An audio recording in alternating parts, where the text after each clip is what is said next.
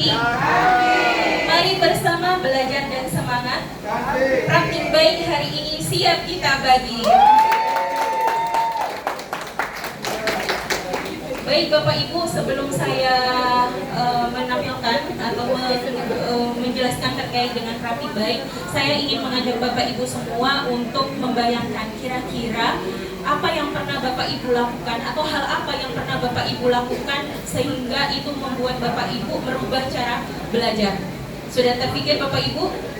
Sudah ya? Nah, kalau sudah terpikir, nah hari ini saya mau berbagi praktik baik saya, versi saya, yang ternyata menurut saya praktik baik saya itu bisa berdampak besar bagi siswa-siswa saya, seperti itu. Nah, saya sebagai guru ekonomi di SMA IT Istiqomah. Nah, situasi yang ada di SMA IT Istiqomah adalah sebenarnya kalau pembelajaran mendalam, sebelum kita mengenal terkait dengan pembelajaran mendalam, itu di SMA IT Istiqomah saya rasa sudah menerapkan konsep-konsep pembelajaran mendalam. Namun pada implementasinya saya merasa belum sepenuhnya 100% itu continue untuk melaksanakan pembelajaran mendalam. Kemudian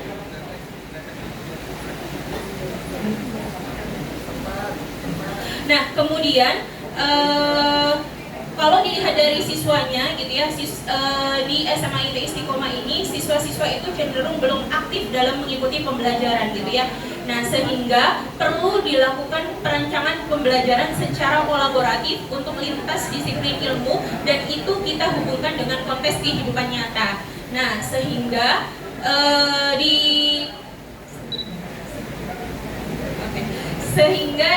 SMA IT Istiqomah itu juga saya rasa kemandirian belajar dan daya juang siswanya ini perlu ditingkatkan. Berdasarkan situasi tersebut, yang harus kita lakukan adalah bagaimana kita bisa merancang pembelajaran mendalam, tidak hanya merancang saja, tapi bagaimana kita mengimplementasikan, kemudian kita mengevaluasi sehingga kita bisa memperbaiki pembelajaran berikutnya, seperti itu. Kemudian yang kita lakukan adalah bagaimana kita harus membuat pembelajaran itu aktif sehingga semuanya terlibat dalam pembelajaran. Karena seperti yang kita tahu bahwa konsep pembelajaran mendalam itu tidak teacher center tapi student center, seperti itu. Kemudian kita juga untuk menghubungkan dengan konteks nyata, sudah sepatutnya kita di guru mapel itu harus melakukan kolaborasi lintas disiplin mapel, kemudian menghubungkannya dalam kehidupan nyata siswa, sehingga itu nanti akan memberikan kesan mendalam bagi siswa-siswa kita. Nah, untuk melatih kemandirian, gitu ya, melatih kemandirian dan ketangguhan siswa, maka perlu kita mendesain kegiatan inquiry kolaboratif untuk orang tua sehingga untuk meningkatkan kemandirian dan daya juang siswa. Nah, berdasarkan situasi tersebut, kemudian tantangan-tantangan tersebut, kemudian aksi yang saya lakukan adalah yang pertama yaitu melakukan simulasi pembelajaran untuk memudahkan siswa memahami materi.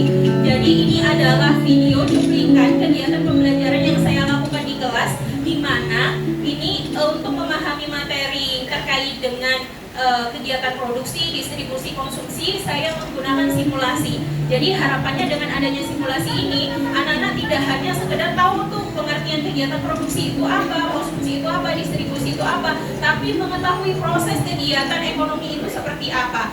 Tidak hanya di materi ini saja, kegiatan simulasi itu bisa kita lakukan di materi-materi yang lain. Misalnya kemarin juga saya melakukan kegiatan simulasi ketika di materi keseimbangan harga, gitu ya, di mana anak-anak itu terjadi simulasi bagaimana sih proses keseimbangan harga itu terjadi, bagaimana sih proses tawar-menawar itu terjadi, seperti itu.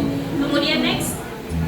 Nah, selanjutnya yang saya lakukan adalah mengaktifkan siswa dalam pembelajaran. Ini banyak sekali sebenarnya Bapak Ibu. Saya ucapkan selamat datang Pak Imam. Izin lanjutkan.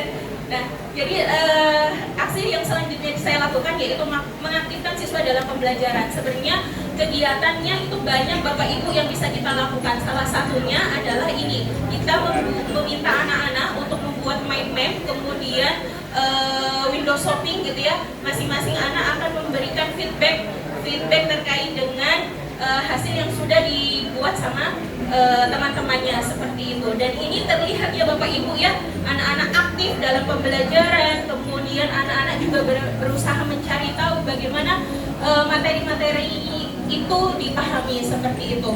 Kemudian selanjutnya, ini juga yang saya lakukan di pembelajaran, kita menggunakan games atau assessment untuk tes gitu.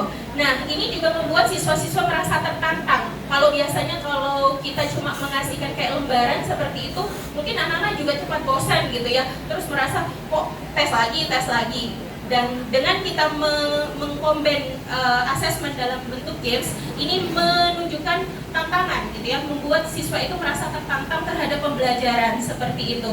Dan ini juga kolaborasi siswa, karena game yang saya buat ini tidak hanya individu tapi juga berkelompok. Jadi semakin banyak kelompok yang bisa menjawab dengan baik, maka nanti akan dia sebagai pemenangnya seperti itu.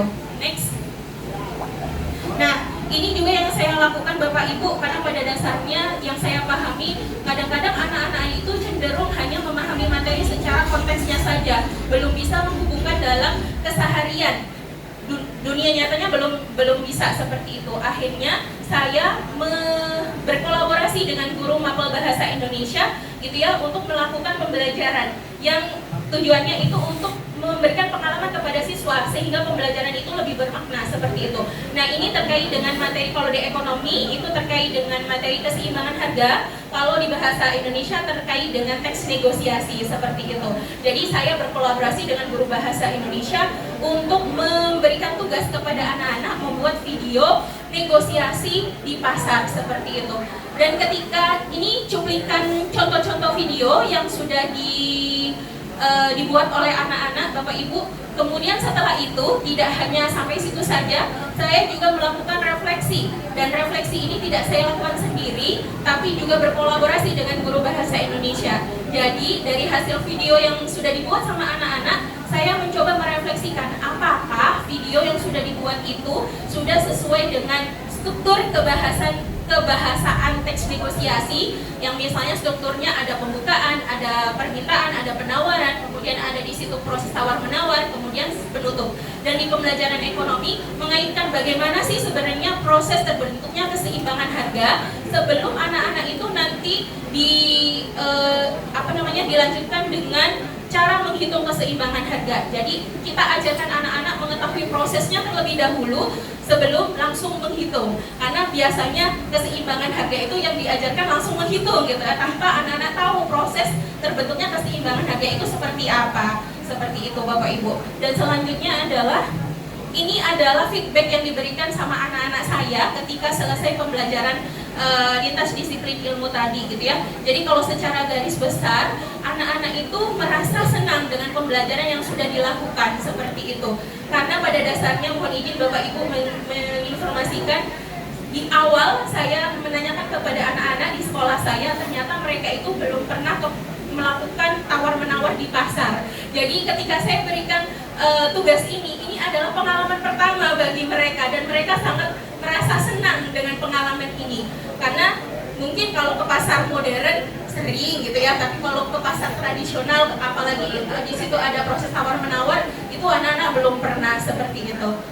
Selanjutnya, nah kemudian ini juga situasi yang ada di sekolah saya itu terkait dengan siswa, kami merasa berdasarkan hasil observasi, kemandirian dan ketangguhan siswa itu masih perlu ditingkatkan, dan ini sejalan dengan rapor pendidikan yang ada di SMA IT Istiqomah terkait dengan karakter. Nah, berangkat dari situ kami melakukan inquiry kolaboratif, berdiskusi dengan rekan-rekan guru untuk merancang kegiatan yang bisa menumbuhkan kemandirian dan ketangguhan siswa gitu ya Bapak Ibu. Dan ini kami lakukan di sekolah di kegiatan Kombel gitu ya, di mana kita mendesain proyek yang sekiranya itu bisa kita berikan kepada orang tua. Jadi seperti kita tahu bahwasannya ketika kita mengajarkan anak-anak butuh peran serta orang tua. Jadi di sini tidak hanya sekolah saja yang berusaha untuk membuat atau merancang kemandirian dan ketangguhan siswa, tapi kami coba meminta orang tua untuk melakukan kolaborasi dengan kita untuk menumbuhkan sikap kemandirian dan ketangguhan ini. Dan berikut ini adalah gambaran-gambaran kegiatannya yang kami lakukan. Lanjut, next. Nah, hasil dari aksi yang saya lakukan, saya merasa siswa itu terlibat aktif dalam pembelajaran. Yang tadi di video sudah bisa dilihat ya Bapak Ibu ya, bagaimana siswa itu terlibat aktif dalam pembelajaran, tidak ada yang malas-malasan dan lain sebagainya. Kemudian siswa ini lebih mudah memahami konsep, karena tadi kami mengaitkan keterkaitan antara dua mapel kemudian dihubungkan dengan kehidupan nyata seperti itu. Kemudian siswa merasa tertantang gitu ya, sehingga daya juang mereka juga meningkat. Ini ketika kita mencoba melakukan asesmen melalui games seperti itu. Kemudian keterampilan kolaborasi dan komunikasi siswa ini juga meningkat, karena tadi kita juga mengajak mereka untuk berdiskusi, kemudian berkelompok di dalam kelompoknya, kemudian melakukan simulasi dan lain sebagainya. Itu juga melatih komunikasi siswa. Nah, untuk refleksi dari saya secara keseluruhan, saya yakin bahwasanya pembelajaran mendalam ini dampaknya sangat signifikan. Terbukti dari aksi-aksi yang saya lakukan, ternyata tadi hasilnya sangat positif sekali. Tapi yang perlu kita garis bawahi adalah kita perlu konsisten untuk melaksanakan pembelajaran mendalam ini, kemudian kita mengevaluasi, melakukan perbaikan-perbaikan sehingga pembelajaran mendalam ini bisa kita implementasikan dengan baik, yang harapannya nanti bisa mengubah konsep pembelajaran yang dulu menjadi pembelajaran yang sekarang yang bermakna bagi siswa, seperti itu. Demikian itu dari saya, kurang lebihnya mohon maaf. Assalamualaikum warahmatullahi wabarakatuh. Waalaikumsalam warahmatullahi wabarakatuh.